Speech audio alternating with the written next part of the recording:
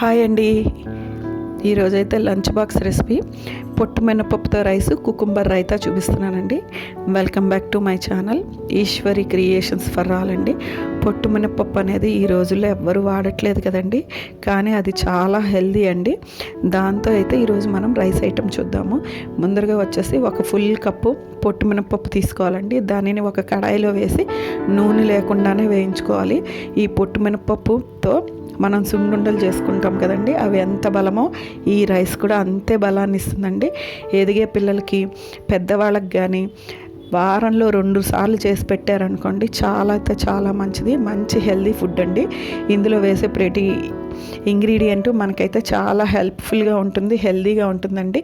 Rice అయితే చాలా టేస్టీగా ఉంటుంది. తర్వాత వచ్చేసి దీంట్లోకి 2 టేబుల్ స్పూన్స్ శనగపప్పు అయితే వేసుకోవాలండి. ఫస్ట్ టైం కనుక నా ఛానల్ ఎవరైనా చూస్తున్నట్టే అయితే లైక్ చేసి, షేర్ చేసి, కామెంట్ చేయండి. నా వీడియోస్ కనుక నచ్చినట్లయితే తప్పకుండా సబ్స్క్రైబ్ చేసుకోండి. కొత్త వెరైటీ ఐటమ్స్, రైస్ ఐటమ్స్ అలా చాలా చూపించదలుచుకున్నానండి. మీరు లైక్ చేయటం మూలన నా వీడియోస్ ఇంకొంతమందికి వెళ్ళి వాళ్ళు కూడా చూసే అవకాశం కలుగుతుందండి. చూసారు కదండి, ఇవన్నీ వేసి డ్రై రోస్ట్ చేసుకోవాలి. దీంట్లో కొంచెమే నేను ధనియాలు వేస్తున్నానండి. అది కూడా మంచి ఎరోమా ఫ్లేవర్ రావటం కోసమే వేస్తున్నాను. ఎక్కువైతే వేసుకోవద్దు. మనం మినపప్పుతో చేసేది డామినేట్ చేసేస్తాయి. తర్వాత 2 రెడ్ చిల్లీ వేస్తున్నాను. దీంట్లోకి ఘాటు కూడా ఎక్కువ వేసుకోకూడదు. కొంచెమే జీలకర్ర వేస్తున్నానండి. ఇవన్నీ వేసి వేయించిన తర్వాత మిక్సీ జార్లోకి తీసేసుకొని చల్లారనిద్దాం. ఈ లోపల అయితే కొంచెం పచ్చిమిరపకాయలు, కరివేపాకు రెడీ చేసి పెట్టుకొని మళ్ళీ కడాయిలో కొంచెమే ఆయిల్ వేస్తున్నా. 2 టేబుల్ స్పూన్స్ ఆయిల్ వేసుకొని దీంట్లోకి అయితే శనగపప్పు వేసుకుందాము.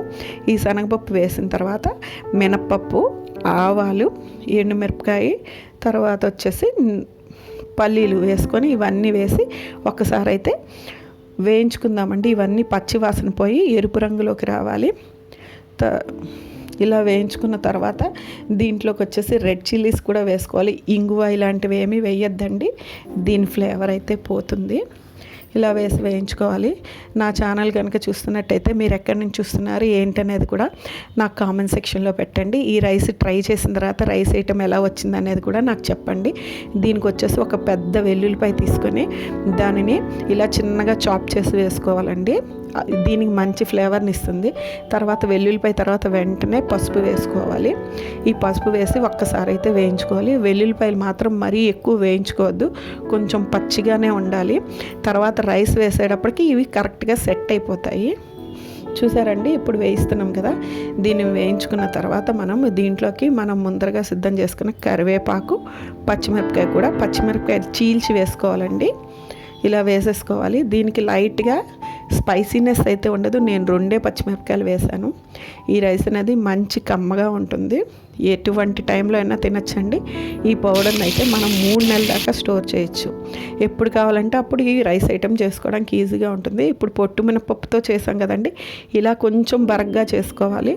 అప్పుడైతేనే మినపప్పు ఫ్లేవర్ అనేది మనకి తెలుస్తుందండి. ఇప్పుడు ఆ పౌడర్ మొత్తము ఈ రైస్ ఐటెంకి పట్టేస్తుందండి. నేను రైస్ అయితే 2 కప్స్ రైస్ తీసుకున్నానండి. అంటే దాదాపు కేజీకి తక్కువగా ఒక 3/4 రైస్ అయితే తీసుకున్నానండి. ఇప్పుడు ఈ పౌడర్ అంతా కూడా ఈ ఆయిల్లోనే వేయించుకోవాలి. అందుకని ఇదంతా వేసేసుకుందాము. తర్వాత దీంట్లోకి చిటికెడు మిరియాల పౌడర్ వేస్తున్నానండి. మంచి ఫ్లేవర్ని ఇస్తుంది, అందుకని వేసుకోవాలి. ఇది వేసాక కూడా ఒక్కసారి వేయించండి. ఇవి మనం ఏం వేసావో అవన్నీ పోపులోనే వేసుకోవాలి. ఇదిగో చూసారు కదండి, రైస్ ఇలా ఉడకపెట్టుకున్న తర్వాత దీనిని చల్లార్చి దీనిని ఇప్పుడు మనం పోపు వేయించుకున్నాం కదండి, ఆ బాండీలో అయితే వేసేసుకుందాము.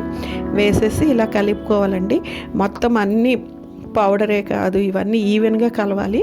దీంట్లో మనం కొంచెమే నూనె వేసాం కదండి, ఈ పౌడర్లో ఈ రైస్ వేసేప్పటికి ఈ పౌడరు, ఆయిల్ రైస్ బాగా అబ్జర్వ్ చేసుకుని, ఈ రైస్ ఇప్పుడు మనకి చూపిస్తున్నట్టు ఉండదండి. కొంచెము ఆ పొట్టు మినపప్పు అంతా దీనికి పట్టుకున్నాక రైస్లో ఉన్న వాటర్ అంతా పీల్చుకుంటుంది. మినపప్పు పౌడర్ చేసాం కదండి, అందుకని దీంట్లోకి ఇప్పుడు వచ్చేసి 2 టేబుల్ స్పూన్స్ సాల్ట్ వేస్తున్నానండి. అంతకన్నా ఎక్కువ వేసుకోవద్దు. ఇప్పుడు మినపప్పు అనేది మనం రైస్లో ఉన్న వాటర్ని పీల్చుకోవడం వలన ఈ రైస్ కొంచెం డ్రై అవుతుంది. అప్పుడు మనం ఏం చేయాలనేది చెప్తాను.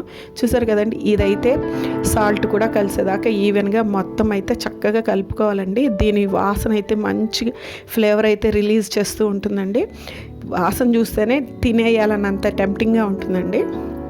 ఇప్పుడు చూసారు కదండి, ఇది ఇప్పుడు డ్రై అయింది కదా, కనిపిస్తుంది. దాంట్లోకి ఇప్పుడు ఒక 2 టేబుల్ స్పూన్స్ ఆయిల్ వేసుకుందాం.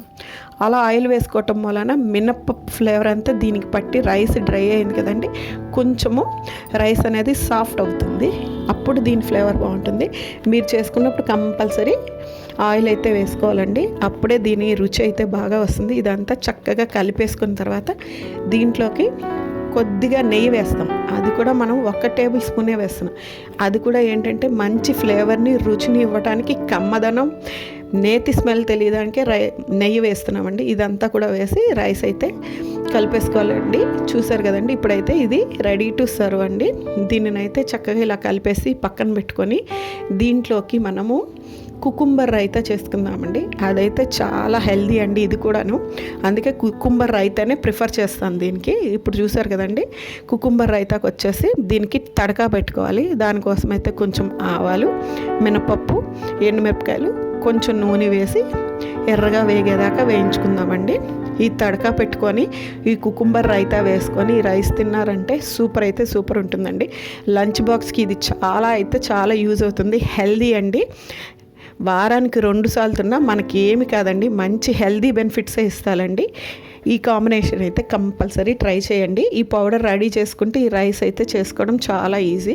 ఇప్పుడు చూసారు కదండి, నేను చిన్న కీరా తీసుకొని దానిని ఇలా గ్రేటర్లో వేసి గ్రేట్ చేసుకుంటున్నాను. చేసుకున్న తర్వాత దీంట్లో వచ్చే వాటర్ కూడా మనం వేస్ట్ చేయొద్దండి, ఇది కూడా యూస్ చేసేసుకుందాము. చూసారు కదండి, అదంతా ఒక బౌల్లోకి తీసుకొని దీంట్లోకి ఇప్పుడు నేను పెరుగు వేస్తున్నానండి. చిక్కటి పెరిగే వేసుకోండి. ఫస్ట్ వేసి ఇది 2 బాగా మిక్స్ చేసుకోండి. మిక్స్ చేసుకున్న తర్వాత కొంచెం సాల్ట్ వేసుకుందాము. ఆ తర్వాత మనం వాటర్ పోసుకుందాము. ముందరగా అయితే పోయేది, ఎందుకంటే ఆల్రెడీ కుకుంబర్లో వాటర్ అయితే మనం తీయలేదు. దీంట్లోకి వచ్చేసి 1/2 టేబుల్ స్పూన్ సాల్టే పడుతుందండి, అంతకన్నా పట్టదు. ఎందుకంటే కుకుంబర్ కమ్మగా చప్పగా ఉంటుంది కదండి, సాల్ట్ తక్కువ వేసుకోవాలి. ఇవి ఇలా వేయించుకున్న తర్వాత మనం బాగా కలిపేసుకుని నెక్స్ట్ మనం ముందరగా వేయించుకున్న పోపు ఉంటుంది కదండి, దానిని వేసేసుకుందాము. ఇదైతే తడకా పెట్టిన కుకుంబర్ రైతా అయితే రెడీ అయిపోయిందండి. ఇదైతే ఇలా విడిగా తిన్నారనుకోండి, వెయిట్ లాస్ అయ్యే వాళ్ళకి చాలా బాగా పనిచేస్తుందండి. ఈజీ, సింపుల్, ఒంటికి చలవనిచ్చి ఒంట్లో ఉన్న ఫ్యాట్ని అయితే కరగదీసి చాలా హెల్ప్ అవుతుందండి. రాత్రి పవలు కూడా శుభ్రంగా తినచ్చండి. ఇప్పుడు ఈ రైస్ ఐటెంతో మనం ఈ కుకుంబర్ రైతా సర్వ్ అయితే చేసుకుందామండి. చూసారు కదండి. థ్యాంక్ యూ అండి. Thank you for watching.